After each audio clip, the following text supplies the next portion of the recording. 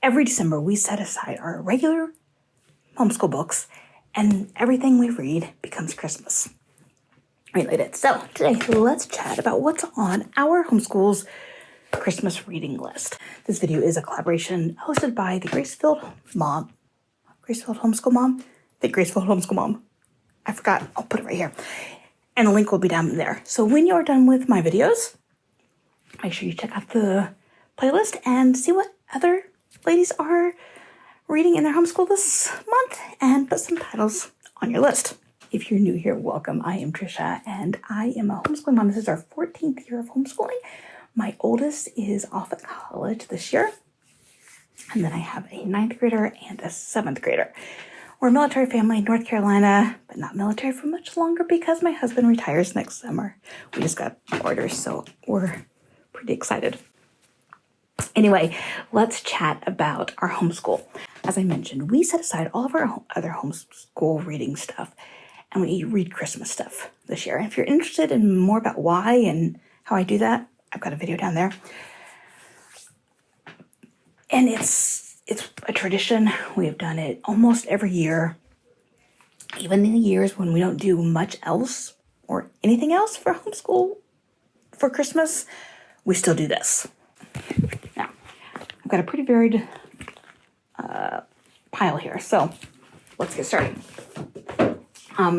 First thing, I'm not really sure I can say we're reading it, but it is on our list. It's the Lego Christmas Ornaments book, and it is an instruction book by Chris McVeigh. If you've never checked him out, he's got a fantastic website with Lego instructions, and then he also has several other books. So if you have a kiddo who loves Legos, this is a must. But each one, they look just like regular Lego things. Very clear directions.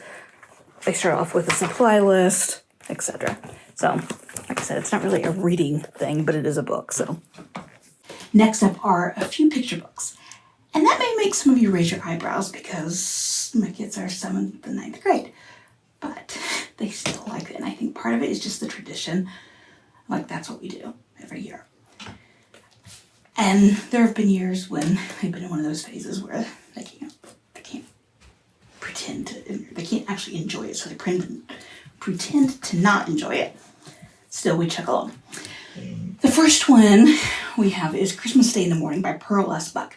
If you, in high school, you may have read The Good Earth by Pearl Buck. I don't know what else. She was a prolific writer, but I don't know what else she wrote. That's the only one I have ever read. She grew up a missionary kid in China in the 40s and 50s.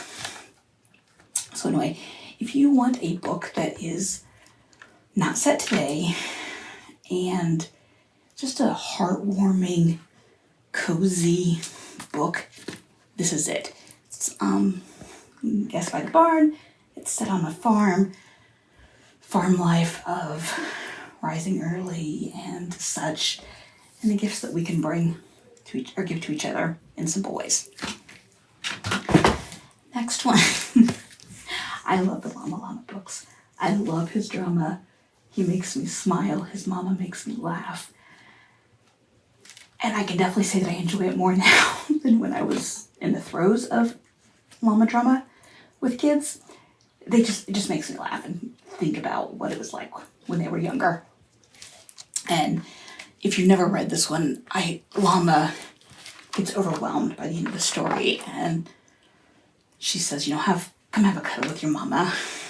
And that was my middle kiddo. He would get overwhelmed a lot, but especially around Christmas time. And a cuddle with mom always reset things. So, in fact, we read this one this morning, and they were both kind of looking at the pictures nonchalantly and stuff. It was very cute. And then a new one to us that I just grabbed at the library yesterday. It was sitting up on one of the shelves. It's called All of a Kind Family Hanukkah. We loved the All of a Kind Family chapter books when we listened to them several years ago. If you've never read them, they are so fantastic. It's just a lovely family set in the early 1900s in New York. Jewish family, immigrants. It's just a lovely one. And this one is the Hanukkah, and it says based on the classic books by her. It is not written by her though, so I'll be interested to see. It's the author is Sydney Taylor, but it says Emily Jenkins and Paul Zielinski. So I don't know how they are related to her, what kind of connection they have. But anyway, All the Kind Family, Hanukkah is our next picture book, or our last picture book. As for just a regular read aloud, we were supposed to start yesterday, but today we're going to start Vanderbeeks on 144th Street. This book is not a Christmas book, but it's set at Christmas. And I love those kinds of books and movies because, I don't know, I just do. So anyway, we are going to read that. It's about a big family who their lease runs out on their brownstone, set in New York. It expires right before Christmas, they have to move out right before Christmas, etc. So now this next ones are ones that we don't do every year, but I decided to pull them out this year and add some competition to them, and my boys have enjoyed them when we've done them together. I know that a lot of these books are young for my boys, and they are, but one, they may not be young for your kids. Two, Christmas books to me are about building that repetition of reading the same books every year or every other year, telling the kids about stories on how they reacted to different books when they were younger, that sort of thing, and building that nostalgia. And for me, that's an easy way for me to do Christmas when doing other Christmas stuff isn't happening, especially if I can't, for whatever reason, we're not doing much else. Christmas books are an easy win for me. A couple more books for you. Next up are a couple religious books that we're doing, Christian books. As you can tell by this one, this is not the first time we have used this. This is a well-loved, well-read book. We've maybe 10 years, 11 years. It is the Jesus Storybook Bible. And if you've never seen this, it is absolutely lovely. The pictures are beautiful, and it's a book that does not have it's not an exact copy or an exact, my brain is shot today. It doesn't have all the stories. It's not verse for verse, but it is absolutely lovely. And I think every Christian home should have it. My personal opinion. Anyway, we are doing the Advent. There's several Advent reading programs out there with it. The one we've always used comes from homewiththeboys.net. And each day it reads just one story. It is I just can't tell you how much I love this book. So that's that. Now, on the other end of the age-appropriate spectrum, we are reading this one. It's called God is in the Manger, Reflections on Advent and Christmas. This one, it's an Advent book, so every day, 4 weeks. It starts off with a little devotion, and then it includes a selection of writing from Dietrich Bonhoeffer, and then a Bible verse. Some days I'm reading it to the boys. Some days they're reading it on their own. We are not going in order.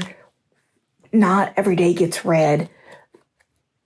Mostly because I can't set that expectation on myself, because then if I fall behind, then I never pick back up. But most days we are reading this, and it's a lovely little book. And then a book for mom. This is a book that honestly, I didn't realize how long ago I had purchased it. And I had bought it in 2012 with this great plan because I was going to read it. And then my husband deployed 2 days before Christmas. And so that month of December was shot. And I never read it. And then I would pick it up here and there.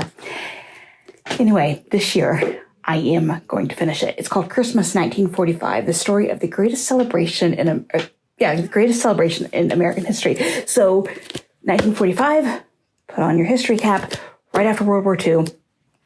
And this, all about the story of trying to get everybody home in time for that Christmas. First, it was Operation Magic Carpet, which was to get them out of Europe and Asia and home. And then Operation Santa Claus to process their paperwork so they could actually go home once they got out of the countries.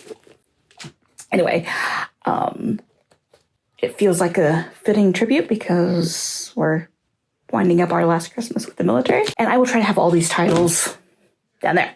Now, if you are interested in a few more Christmas chapter book titles specifically, I've got a video you can click on the screen, head over there. Don't forget the collaboration. I'll have that link there as well as down there. And I'll see you next video. Thanks for watching.